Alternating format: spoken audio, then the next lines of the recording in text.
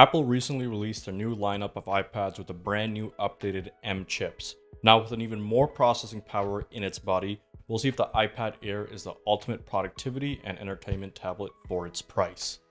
Hi everyone, my name is Emmanuel and welcome back to the channel. Today we'll be looking at the brand new iPad Air M2.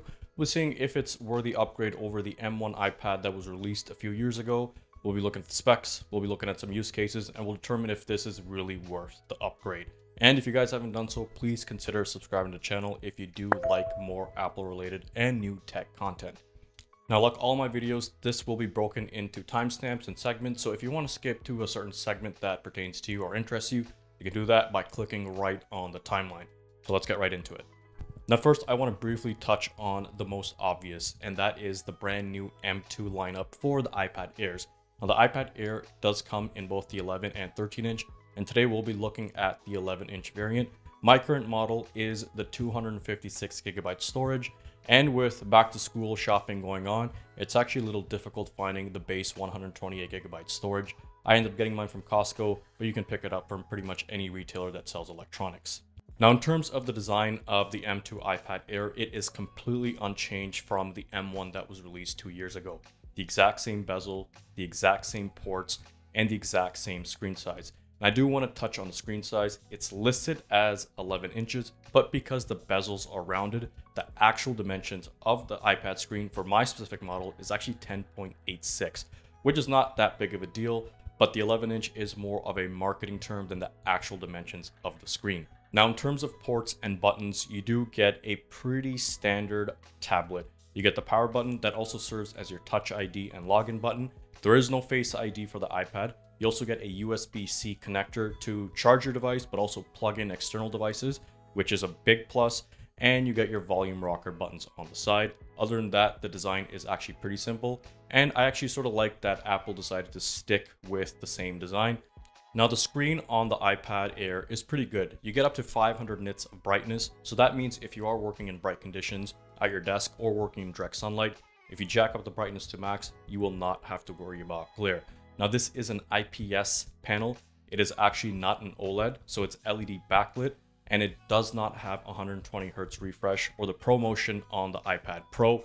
This is the standard 60Hz on the iPad Air. Now, unlike the base model iPad, the iPad Air does come with a laminated display. So the best way of explaining this is like when you're using the Apple Pencil on your panel, you won't notice a gap in between the glass and the actual screen. And with the regular iPad, this gap sort of makes it look like there's a little bit lag input. It's actually just the way that the screen is. Because it's laminated, you don't have to worry about that. That's a big plus, and iPad Airs have always come with the laminated display. In terms of sound, this is a very tricky one. A lot of people get this confused. There are 4 grills on the iPad Air, 2 at the top and 2 at the bottom, but there are actually only 2 stereo speakers. But the speakers do sound pretty good. You get a solid punch with the bass, and you do get some decent trebles, but honestly, the best way to make use of this device is using your Bluetooth headphones. I use my Apple AirPod Pros, which are pretty good, or you can use any set of Bluetooth devices. This iPad does not come with the 3.5mm jack, so you are restricted to only Bluetooth headphones. Now, the iPad Air comes with 2 cameras. You get a webcam on the front, which is now in landscape orientation, and you get a 12 megapixel wide angle camera on the rear. Now, the rear camera is pretty solid. You get 4K 60 FPS video recording with variable refresh rate, so you can go up to 24 frames if you want a cinematic look, all the way up to 60. You can also record super slow-mo at 240 FPS, but you are restricted to only 720p. And in my experience, you need a lot of artificial light or natural light for the slow-mo to look good, or you'll get a lot of rolling shutter. Now, the front-facing webcam is a 1080p. It's not exactly 4K, but it's great enough to making video calls or FaceTiming your friends. And because it's in landscape, you do get more on the screen than it would be in portrait. And naturally, it's a lot easier to hold the iPad in a landscape orientation than it is in a portrait orientation. It's also a wide-angle camera, so you can include a lot of people on a single call when you are video chatting, or even if you're just recording a front-facing video. Now, in terms of connectivity, this iPad Air is now equipped with Wi-Fi 6. Essentially, Wi-Fi 6 is the new generation of Wi-Fi. Even Wi-Fi 7 is available on certain devices. But if your router or modem supports it, you can get very high speeds connecting the internet to your iPad Air. I have a Deco mesh router system that does support Wi-Fi 6, and I've noticed that the speeds are significantly faster using this Wi-Fi network. Now, it also has Bluetooth 5.3, which is fairly standard, so all your Bluetooth devices will work with your iPad, and that includes both Apple certified as well as third-party devices. You can connect a mouse or a keyboard to the iPad, and you can pretty much use it as a MacBook or a laptop with the right configuration. So now that we got the specs out of the way, I want to talk about the functionality of the iPad, and essentially, why would you even purchase an iPad? Now, for those of you who may not know up to this point, an iPad or a tablet is a device that you use to accomplish both your day-to-day tasks or for entertainment. Now, when the first iPad was released back in 2010, it was essentially an entertainment device with very limited productivity apps. Fast forward today, you can do a lot of things on the iPad that you used to only be able to do on a desktop or a laptop. You can photo edit, you can even video edit, and you can do a whole lot of other things. You can even use this to operate other apps with the Microsoft Suite, so PowerPoint, Word, or you can use open source software like Google Sheets and whatnot. So a lot of the day-to-day things that you would on a laptop, you can now do on the tablet. And I have to say, doing it on the tablet is sometimes much easier than doing it on your laptop. And one of the reasons is it's so portable and it's so easy to set up. And another thing that makes the tablet very, very cool is the Apple Pencil. Now, there are other devices in the Android realm as well as the Microsoft realm where they do have a stylus, but I really think Apple nailed it with the Apple Pencil. So if you are a student, someone who likes to take notes, or if you just like to draw in general, the Apple Pencil's versatility is so crazy and so good with this iPad. Now, speaking of the Apple Pencil, the Apple Pencil Pro was recently announced. It does have new haptic feedback and a few buttons, and it only works on the iPad Air M2 and the iPad Pro M4. So if you really want to take advantage of taking notes or drawing in the creative realm, or even as a student, then this is an iPad or the version to really consider. Now, outside of the day-to-day functionality of the iPad Air is actually a pretty solid gaming device as well, and it should be no surprise with the M2 chip. I've been able to play AAA games like Resident Evil 4 at a solid and consistent 60 FPS with no issues whatsoever. The even better thing is, with the Bluetooth support, I've been able to actually connect both my Xbox as well as my PS5 controllers, so gaming is even that much easier on the iPad Air. Now, the iPad comes with the App Store, just like the iPhone, and developers are actually releasing AAA titles for both the iPad and iPhones nowadays. So gaming is absolutely a huge opportunity for those of you who want to take advantage of it. A lot of people assume that only the iPad Pros can really support with the gaming, but now with the upgraded specs and the desktop and laptop versions of the processors coming over to the iPads, even the gaming possibilities are endless on here, and I've had a very solid experience with it.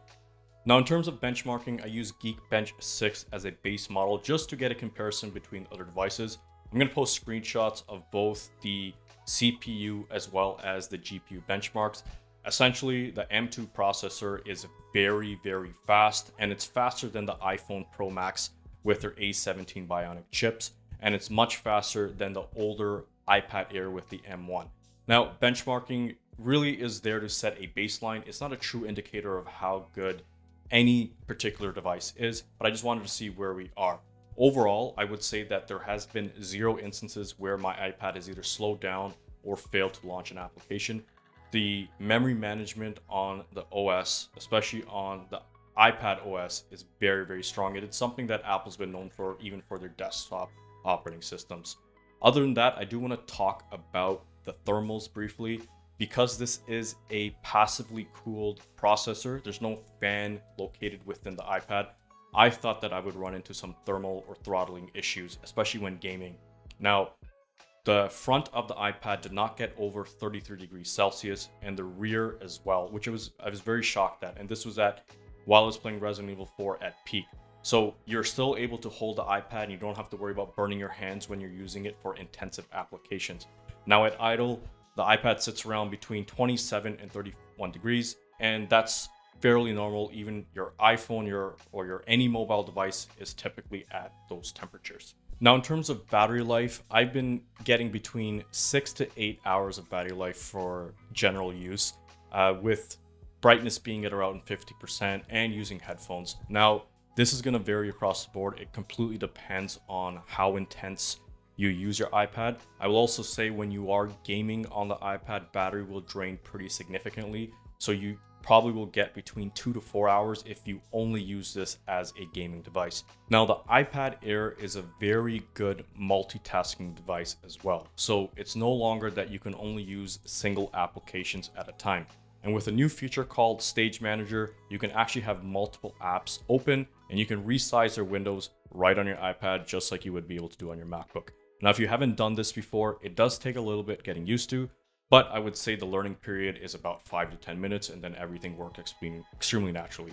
You can even use split view on your iPad if you want to work with multiple windows at a time. You can even use your iPad as a secondary display, extending your display from your MacBook or your iMac. So the versatility and functionality of the iPad goes beyond just the use case within the iPad. You can also use it to make your life easier with other devices that you may already own, which is actually a very, very cool feature. And a lot of features that Android as well as Microsoft tablets don't provide. And I also want to briefly touch on the storage. Now, I have the 256 gigabyte version of the iPad, but the base model for the iPad Air M2 comes at 128 gigabytes. Now, some of you may look at that and say 128 gigabytes is simply not enough.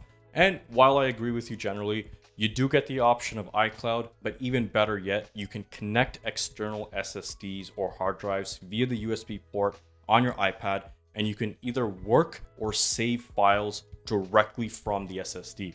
So if you are photo editing and you want to work straight off your SSD, you can absolutely do that. And it's simple. All you got to do is plug and play with any SSD or hard drive device that you might have, and you're good to go. Now, I personally would recommend a 256 gigabyte version if you can afford it. I just like to have as much local storage as possible on the iPad. The reason why I wouldn't recommend anything higher is because Apple's pricing structure is pretty ridiculous, and upgrading to the next higher version is significantly more expensive. Now, I briefly touched on the Apple Pencil Pro earlier, but the Apple Pencil Pro released hand in hand with the new iPads is one of the best Apple Pencils ever released. Number one, it's magnetically charged. You don't have to connect it to charge anymore. Apple ditched that after the first generation, but this also comes with a haptic button on the pencil, meaning you can set the default to whatever you'd like. All you have to do is double tap on the pencil and it will go to that function. For example, my double tap is set to the eraser. So anytime I go to that, it will go to the eraser function. The other thing is the hover. So if you hover your Apple Pencil over something, you will be able to select different options without having to actually tap on the iPad screen, which is also very, very cool. Now, the versatility is endless. If you're someone who likes to draw, you can draw using apps called Procreate or any other apps that you might enjoy yourself. As a student, I like to take notes on my Apple Pencil. I use GoodNotes. Even Freeform is a very versatile app that comes standard with the iPad. So if this is the route, especially if you're a student and you want to take notes handheld on your iPad, this is certainly a route to consider. And I personally find it easier than typing. That's one of the reasons why this iPad is just so versatile. All right, now with all that said, is it worth purchasing the iPad Air? So I'm going to go over the pros first. Number one, the M2 chip, extremely powerful, very, very competent device. You can pretty much do anything you can on a laptop, on this tablet. Also, this is very versatile and portable device. Now, ironically, the iPad Air might not be the lightest iPad, but it still weighs only over a pound and you can carry it with you you pretty much don't even know you're carrying it. It's also much lighter than any laptop out there. Also, its compatibility with other Apple devices with the Apple ecosystem is a huge seller. So if you have an iPhone, if you have an iMac or a MacBook, your iPad will sync to those devices and you can use them hand in hand. Very, very good. So if you're upgrading from a much older device, so if you have an iPad that's very far away, like at least 3-4 years ago, and you want to upgrade to the newest device, then the iPad Air M2 is my recommended sweet spot for the update. Or if you just want to dabble in a tablet for the very first time, this is the tablet to go for. However, there are some negatives that I have to mention, and the biggest negative is that this is a pricey tablet. Coming in at $700 for the base model, it is pricey compared to Android tablets. But the good thing about this is that you will get security updates for at least 4 or 5 years on average with a lot of Apple devices. and previously mentioned, it is cross-compatible and syncs with other Apple devices as well. But if you already have the iPad Air M1, then I absolutely do not recommend you upgrading to this one, because while the M2 chip is powerful and is more powerful than the M1, it's only incrementally better. So if you have an iPad that's within a couple of generations, my recommendation is to skip out on this upgrade and wait a few more years. But if you're someone who hasn't upgraded or needs to buy a tablet, then this is the one to go for. Now, there are two other negatives that I have to mention. The biggest one being the lack of 120 hertz display. Now, I mentioned earlier saying that, if you've never experienced 120 hertz, you're not really missing out on anything because you don't know it, but that doesn't mean that you don't deserve it at this price point. At the $700 mark for a tablet, you should absolutely be getting that refresh rate minimum of 120 hertz. Like I said, because Apple is recycling its older iPads and using the same bodies and the same displays from the M1 generation, unfortunately, you're just not going to get that. The other big downside is Apple's accessories are very expensive. If you want a case, if you want a keyboard for your iPad, it will cost you a lot. And the downside to the iPad Air M2 specific is the new Magic Keyboard is not compatible on this device. You have to go with the older keyboards that are offered with the smaller trackpad, and even that is going to run you at least $250. There is some good news though. There are some pretty good third-party accessories that you can buy for your iPad, but it's never quite the same as the Apple certified ones. But the one thing I recommend that you do get if you end up getting this iPad Air M2 is this case that I bought off Amazon, and it only cost me around $11. Put a link to that in the description. If you were to buy that from Apple, you'll probably end up paying at least 60 or 70 bucks. And that is it, guys. That is my review of the iPad Air M2. And if you found this video helpful or educational, don't forget to hit the like button. And if you want to see more content like this, don't forget to subscribe to my channel. And I'll see you guys in the next one. Peace.